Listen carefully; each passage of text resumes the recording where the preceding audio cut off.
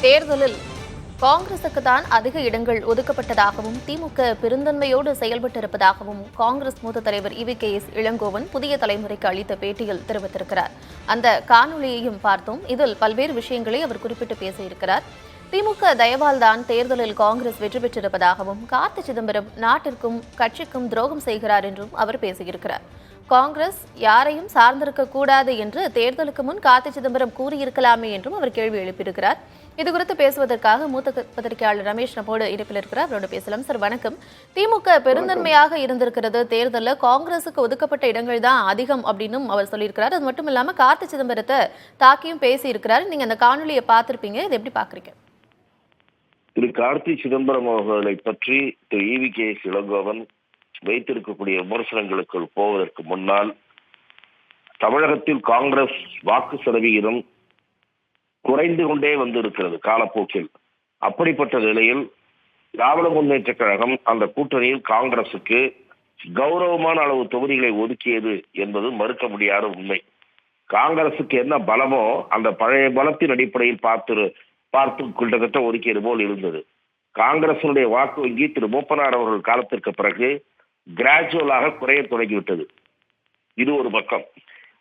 திரு கார்த்தி சிதம்பரம் அவர்களுக்கு சிவகங்கை நாடாளுமன்ற தொகுதியில் சீட்டு கொடுப்பதற்கு காங்கிரஸ் கட்சிக்குள்ளேயே எதிர்ப்பு இருந்தது என்பதையும் அந்த நேரத்தில் வந்த செய்திகளின் மூலம் நாம் அறிந்தோம். காங்கிரஸ் கட்சி அந்த தொகுதியை திராவிட முன்னேற்ற கழகம் ஒதுக்குமா என்பது கூட ஒரு சந்தேகம் இருந்தது. ஏனென்றால் தொடர்ந்து காங்கிரஸ் கட்சிக்கு ஒதுக்கப்பட்டு வந்த தொகுதிகளில் சிலவற்றில் இந்த முறை திராவிட முன்னேற்ற கழகம் போட்டியிட வேண்டும் என்கிற எதிர்பார்ப்பு திராவிட முன்னேற்ற கழக நிர்வாகிகள் மத்தியில் இருந்தது.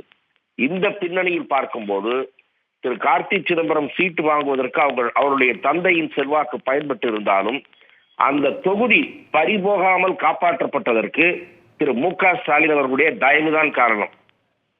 திராவிட முன்னேற்ற கழக அந்த மாவட்டத்தினுடைய நிர்வாகிகளுக்கு திரு கார்த்தி சிதம்பரத்திற்கு வேலை பார்ப்பதற்கு விருப்பமே இல்லை என்றும் தகவல்கள் வந்தன. இந்த பின்னணியில் திரு கார்த்தி சிதம்பரம் தேர்தல் வரை வாயை மூடிக்கொண்டு விட்டு இப்போது திமுகவை சீண்டும் வகையில் பேசியது என்பது நிச்சயமாக ஏற்புடையதல்ல.